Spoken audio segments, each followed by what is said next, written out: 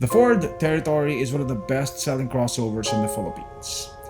Now, there's a new territory, and finally, it comes as a hybrid. Can the Ford Territory hybrid reclaim its crown, and is it worth your money? Let's find out.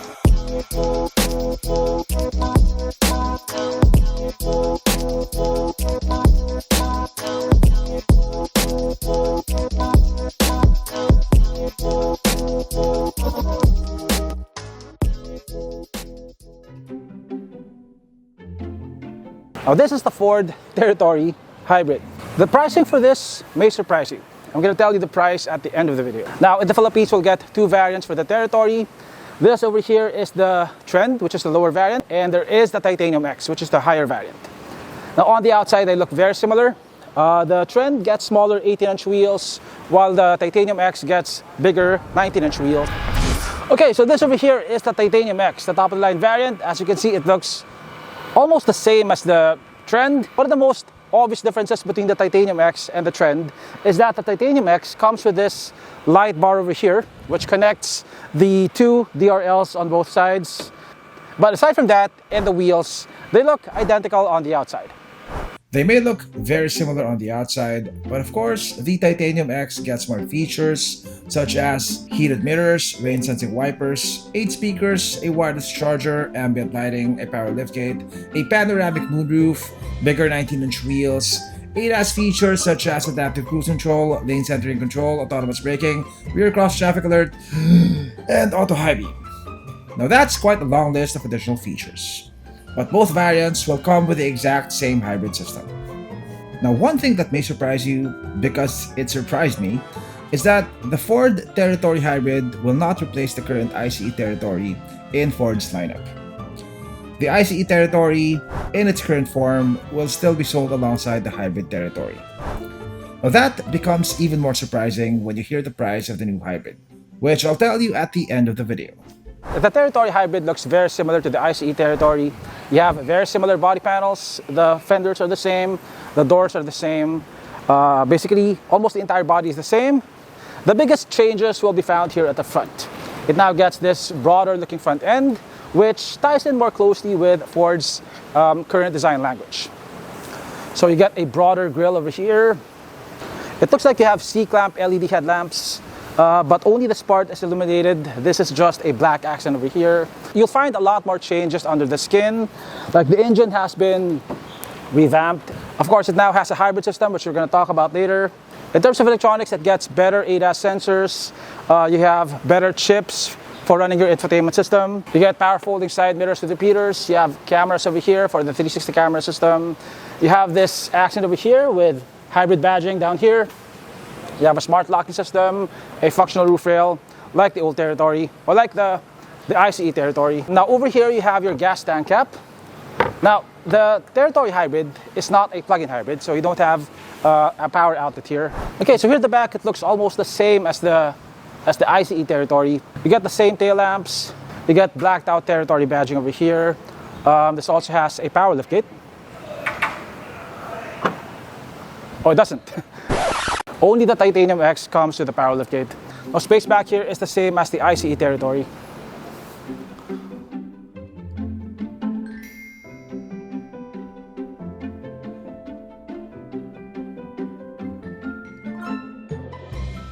The new Territory Hybrid packs a lot more power than the ICE version. This has a full hybrid system with a total output of 230 horsepower and 315 Newton meters of torque. So that is a lot more power than the ICE version, which only has 160 plus. Now it still has a 1.5 liter engine. The engine block is the same as the ICE version, but the cylinder head has been improved.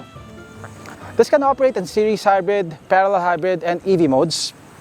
So under 50 kph, it can operate in EV mode. If you go above that, it can run in either series or parallel modes. In parallel mode, both the engine and the electric motors power the front wheels. In series mode, the electric motor powers the front wheels and the engine charges the battery. The Territory Hybrid has a 1.8 kilowatt-hour battery, which according to Ford's engineer is mounted within the flooring of the vehicle, so it shouldn't take up storage space in the compartment like other crossovers, for example the CR-V. The battery is bigger than other hybrids from legacy brands like the Corolla Cross. It might be possible to do 1,000 kilometers on one full tank, although that's something that we have yet to confirm. The suspension has also been tweaked. It is now stiffer, which should make the car handle a bit better.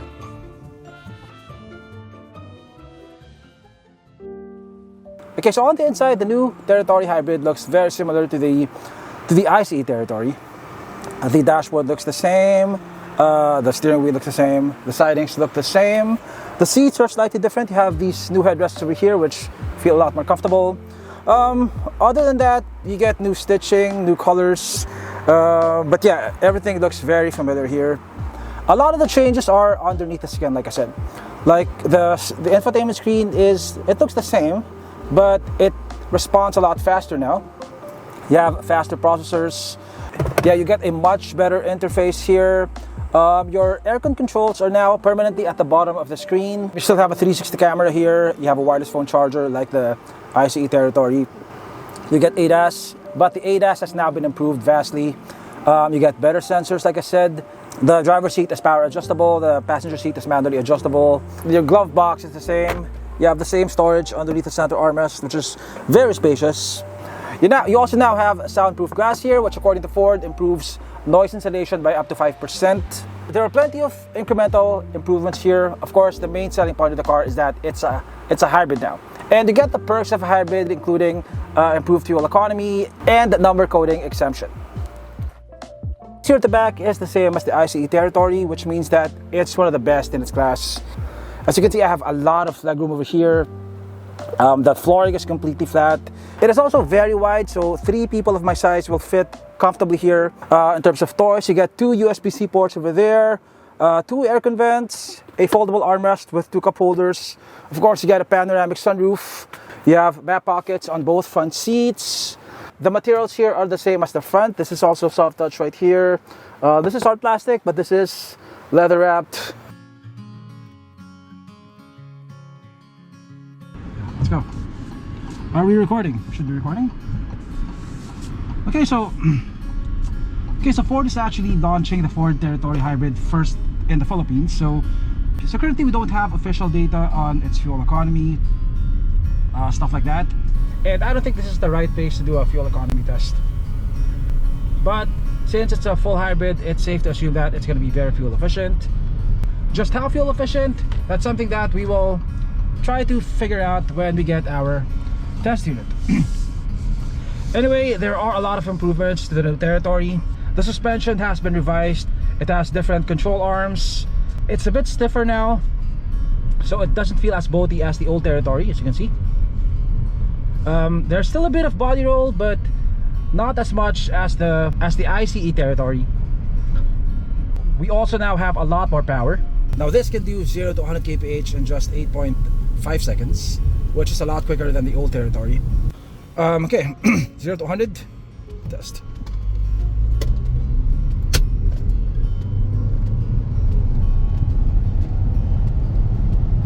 And that's 100.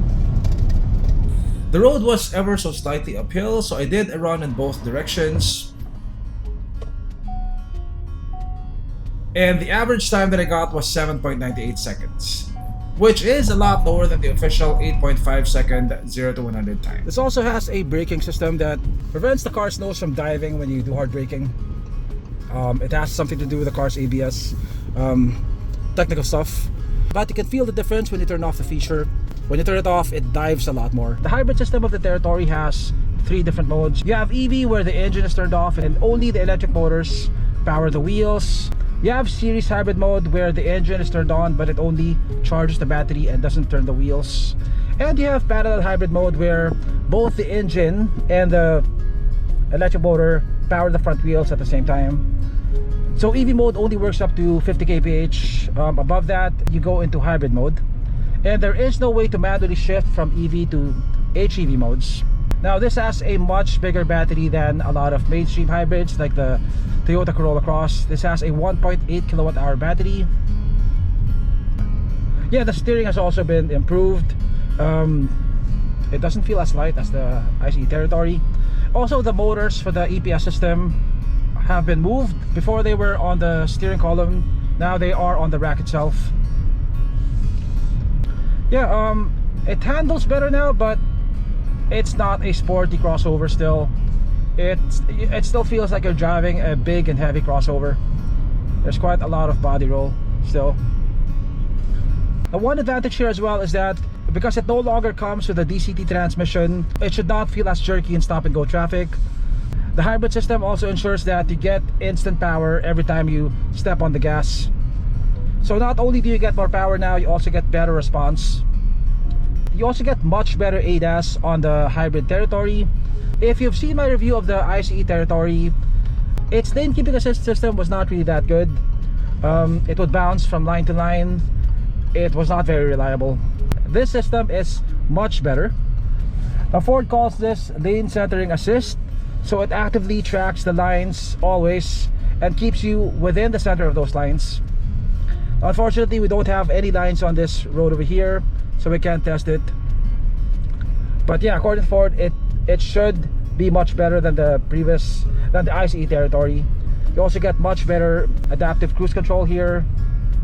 But yeah, so overall, on top of it being a hybrid, on top of it being more fuel efficient and being coding exempt, it is also a much better car to drive.